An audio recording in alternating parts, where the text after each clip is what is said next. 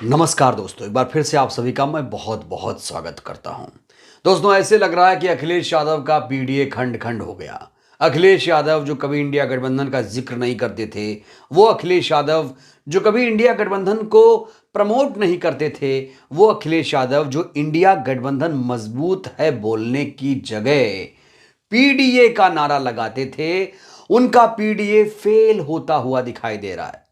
इस समय दोस्तों नारा लग रहा है बीएसपी के 3 कप्तान, दलित, ओबीसी और मुसलमान। ऐसा मैं क्यों कह रहा हूं?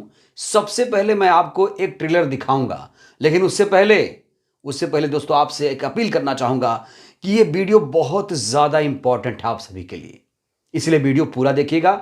सबसे पहले मैं आपको यह झलक दिखाना चाहता हूं कि जो देश के मुसलमान हैं किस तरीके से अखिलेश यादव से नाराज हैं। एक झलक दिखाऊंगा, उसके बाद इस वीडियो के बाद हम चर्चा की शुरुआत करेंगे। देखिए जरा।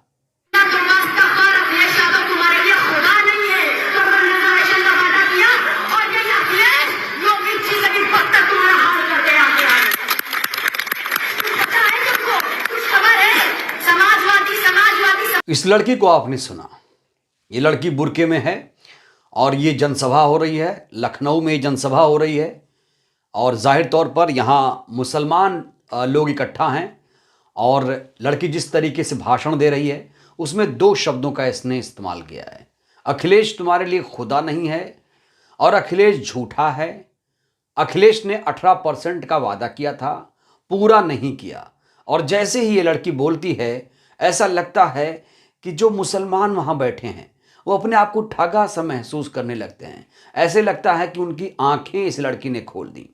दोस्तों, यहीं से एक नारा लगाया गया है कि बीएसपी के 3 कप्तान, दलित, ओबीसी, मुसलमान। पहले तो मैं दलित मुसलमान के इकट्ठा होने की बात कर रहा था, लेकिन दोस्तों अब ओबीसी समाज के लोग भी बीएसपी के साथ जुड़ना शुरू हो चुके हैं।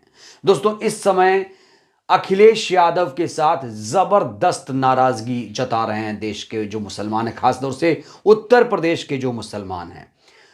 दरअसल इस समय आजम खान साहब की रिहाई की मांग हो रही है, लेकिन अखिलेश यादव की तरफ से कोई ट्वीट नहीं आ रहा है। समाजवादी पार्टी की तरफ से कोई भी ट्वीट नहीं आ रहा है। ऊपर से आजम खान जिस तरीके से जेल में हैं अभी और जिस तरीके से समाजवादी पार्टी को अपना शक्ति दिखाना चाहिए, जिस तरीके से उनके लिए आवाज़ बुलंद करनी चाहिए, अखिलेश यादव उस तरीके से आवाज़ नहीं बुलंद कर रहे हैं।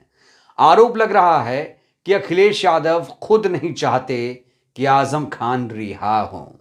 ये मैं नहीं दोस्तों, ये यूपी के सीएम भी कह रहे हैं, योगी जी कह रहे हैं कि भैया ये अखिलेश नहीं चाहते कि आजम रिहा हों। जरा देखिए आजम खान बाहर आए, ये तो अखिलेश जी भी नहीं चाहते, क्योंकि अखिलेश जी की कुर्सी खतरे में पड़ जाएगी। तो अखिलेश यादव जो पीडीए की बात कर रहे थे, पिछड़ा, दलित, अल्पसंख्यक, उसमें से दलित भी इस समय नाराज है, क्योंकि मायावती जी के शासनकाल में जो जिले थे उनको बदलने का काम किया इनकी सरकार ने।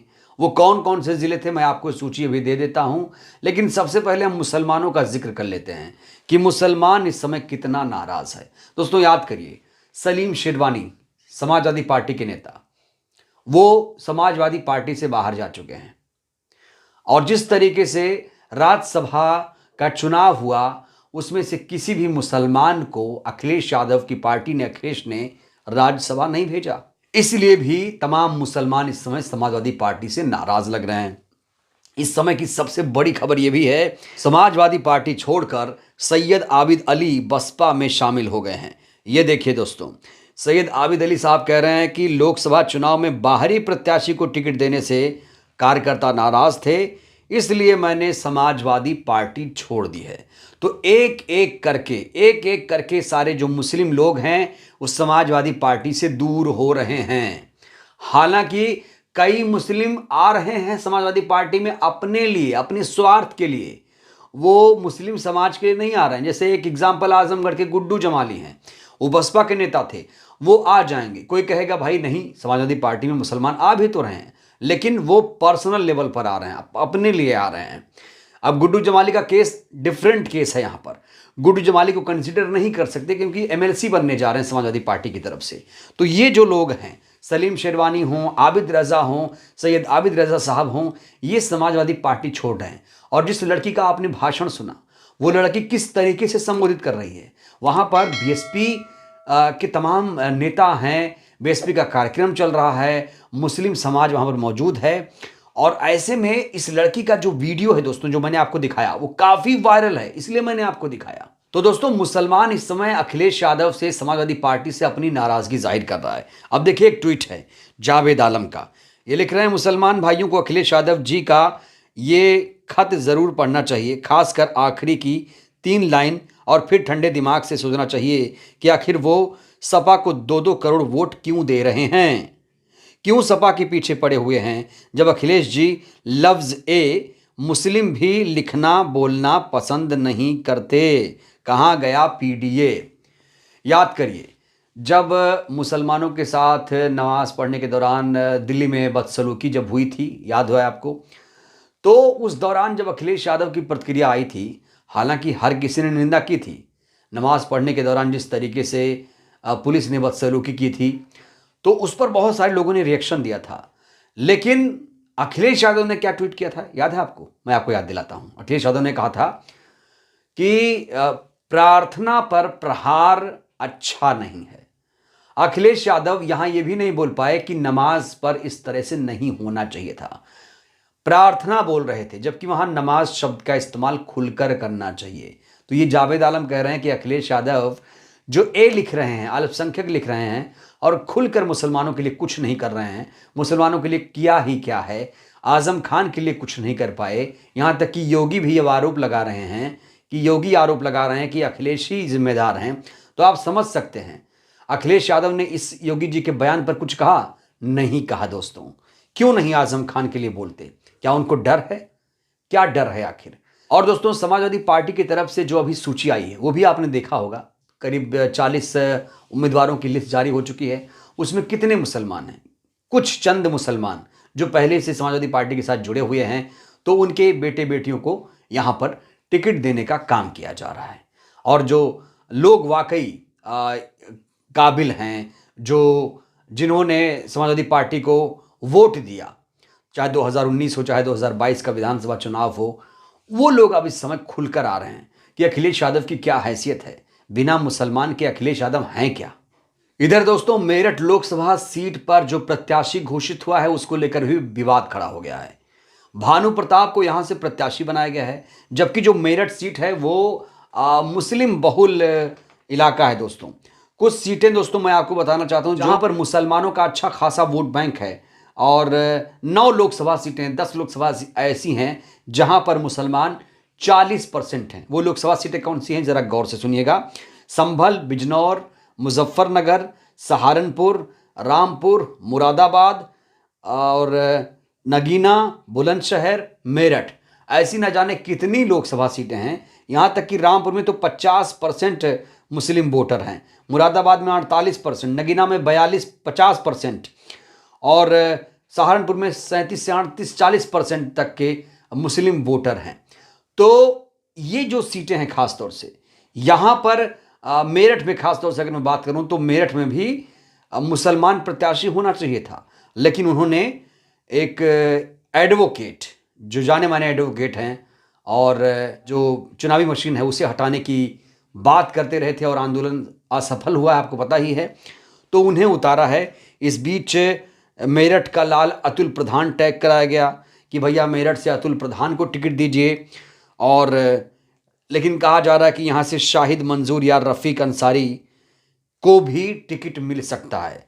खबर यह है कि मेरठ से प्रत्याशी बदला जा सकता है, लेकिन यहाँ पर अतुल प्रधान खुद को दावेदार मान रहे हैं, लेकिन कुछ लोग कह रहे हैं कि शाहिद मंजूर और रफ़ीक अंसारी भी यहाँ से प्रत्याशी हो सकते हैं। खबर है दोस्तों अभी, हालांकि मेरठ से प्रत्याशी घोषित हो चुके हैं भानु प्रताप, लेकिन कहा जा रहा है अखिलेश की ये सबसे बड़ी गलती मानी जा रही है। कहा जा रहा है ये गलती कर दी अखिलेश ने, उन्हें यहाँ से किसी मुस्लिम चेहरे को प्रत्याशी बनाना चाहिए था।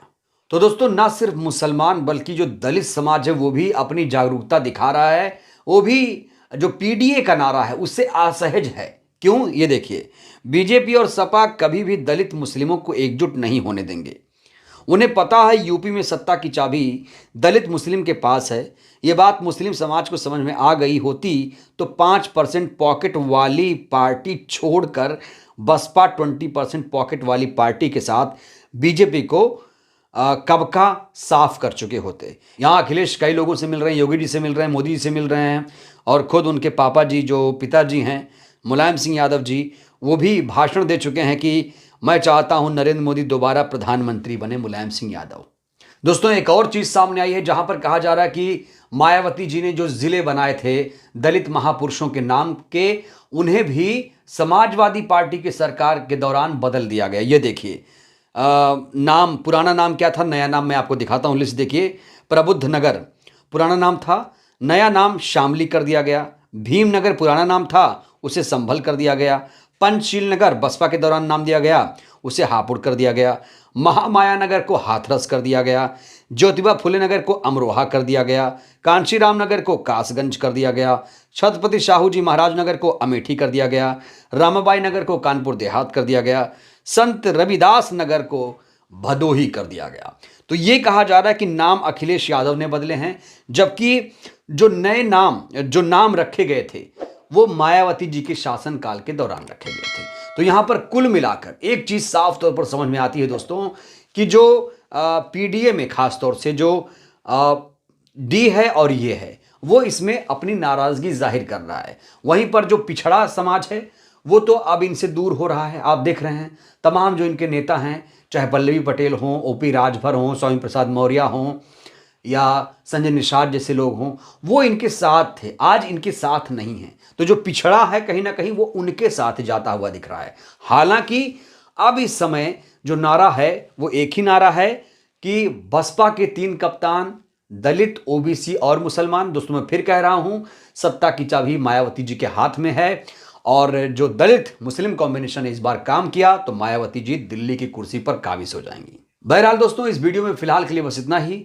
इस वीडियो को लेकर आपकी क्या प्रतिक्रिया है? क्या दलित मुसलमान इस बार इकट्ठा होंगे? अपनी प्रतिक्रिया आप लोग जरूर दीजिए। बहुत बहुत धन्यवाद, शुक्रिया। जय भारत, जय संविधान।